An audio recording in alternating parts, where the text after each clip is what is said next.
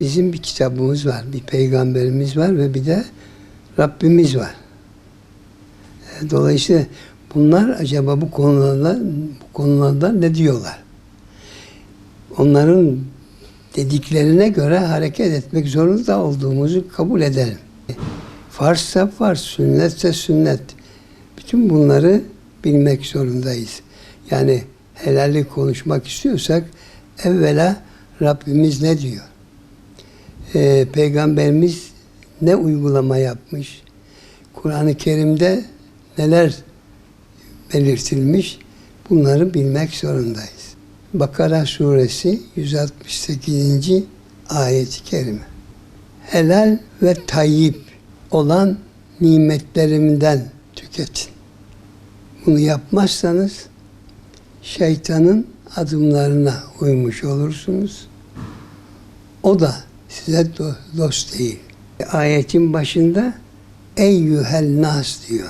Demek ki ister Müslüman olduğunu iddia etsin, isterse Hristiyan olduğunu, isterse Yahudi olduğunu, isterse dinsiz olduğunu ilan etse, hepsi için Rabbimiz diyor ki nimetlerimin helal ve tayyip olanlarından tüket.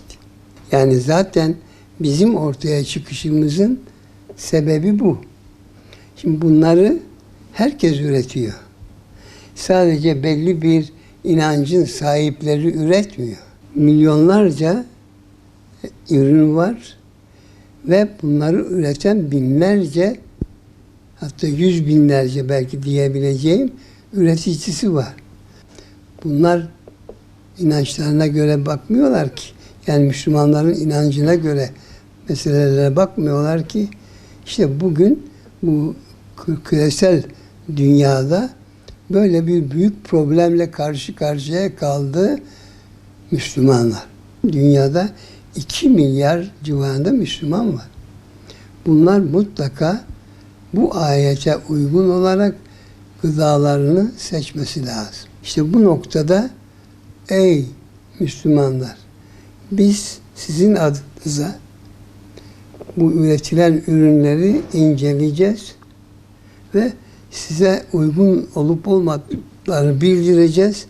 Ona göre isterseniz bizim verdiğimiz bu bilgiye göre tüketiminizi ayarlarsınız. Yapabileceğimiz en uç noktadaki en büyük hizmet bu olabilir.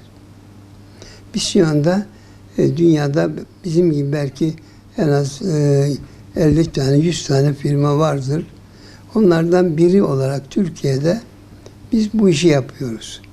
Kimdes'in temel fonksiyonu Müslümanların diyetine uygun ürünlerin üretilip üretilmediğini inceleyip birer sertifika vererek o firmaları Müslümanlarla buluşturmak gibi bir fonksiyonu ifa ediyor.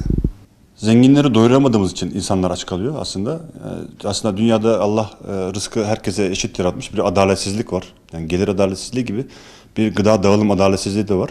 Özellikle bu pandemi süreciyle başlayan süreçle beraber insanlar yoğun bir tüketime alıştırıldı ve şu anda sanal bir kıtlık varmış gibi bir psikolojilerini bozuyorlar insanların.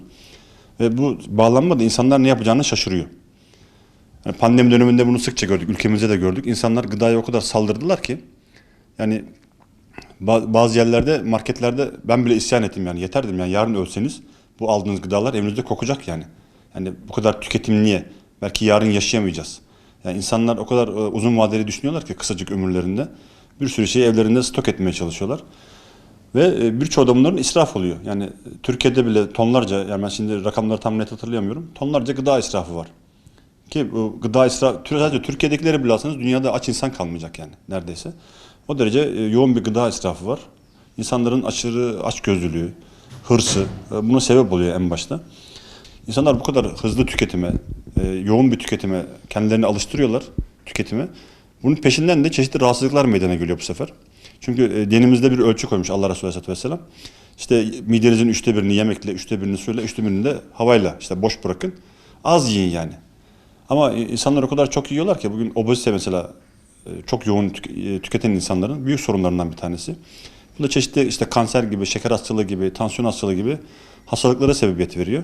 Bu sefer de bunlarla mücadeleye başlıyorlar. Daha çok para harcıyorlar. Yani aslında insanların açgözlülüğünden, hırsından bazı insanlara gıda ulaşımı az kalıyor. Diğer insanlar bu sebepten sanal bir açlık çekiyorlar. Somali'de 2014-15 yıllarında bir kıtlık krizi olmuştu. Halbuki topraklar o kadar verimli ki insanlara tarım yapmayı unutturmuşlar. Unuttukları için de tarım yapamıyorlar, ürün yetiştiremiyorlar. Ve bu zaaflarından dolayı da bazı ülkeler bunları sömürüyor. Gıda satıyorlar buna, az veriyorlar. Ne kadar verirse o kadar tüketiyorlar. O yüzden Müslümanlar özellikle akıllı olması gerekiyor bu konularda.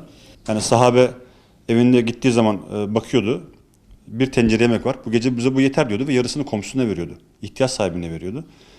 Biz ise evimizde şu an buzdolaplarımızı açsak, difrizlerimizi açsak, o kadar çok hiçbir şey almasak bakkaldan, sadece ekmek alsak marketten, ya aylarca yetecek yiyeceğimiz var aslında. Ama biz hala bunun üzerine alışveriş yapıyoruz, dolduruyoruz şeylerimizi ve çoğu da israf olup çöpe gidiyor. Bu da aslında dinimizce haram kılınmış bir durum. Müslümanların buna dikkat etmesi gerekiyor. Gıda konusundaki israf insanların açgözlülüğünden kaynaklanıyor. Yani bugün evde bir ekmek yetiyorsa veya iki ekmek yetiyorsa 5 tane almamalı. Haftada 2 tane makarna yiyorsa 5 tane almamalı. 2 tane almalı.